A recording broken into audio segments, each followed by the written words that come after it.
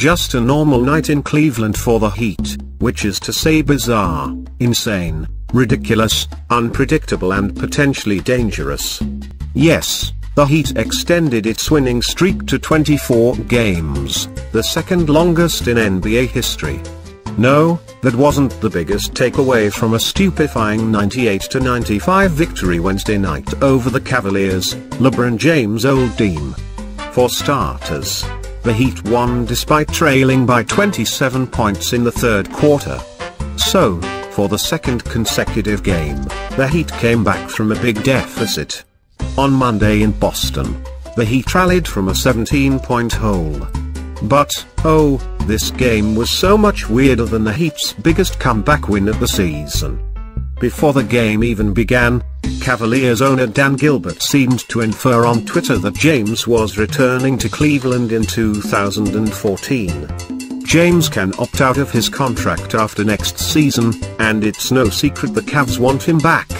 But here's what Gilbert wrote just in case it wasn't absolutely crystal clear: Cleveland Cavaliers' young talent makes our future very bright.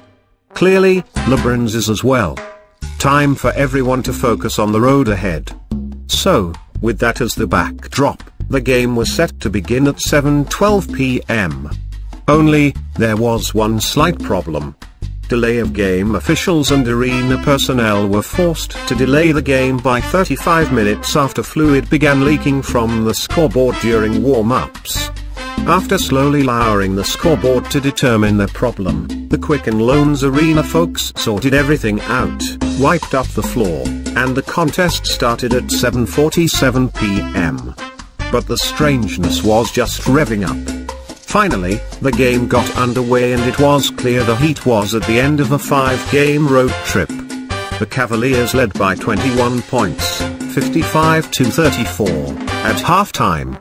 Meanwhile, the Heat failed to sink a field goal in the final 6:45 of the first half and was outscored 23-10 in the second period. Miami, 53-14, missed its final 8 shots of the half.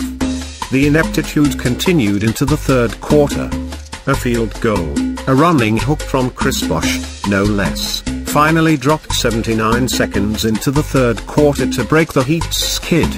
It was Miami's first field goal in more than 8 minutes. But the bloodletting wasn't over. The Cavaliers, 22-46, answered with 7 points in a row to run their lead to 64-38. A baseline dunk by Alonzo Gianchain-Batier put the Cavaliers ahead by 23 points with about 5 minutes left in the third quarter. On the Heat's next possession, James Tipton won his own misses for his first field goal since the first quarter.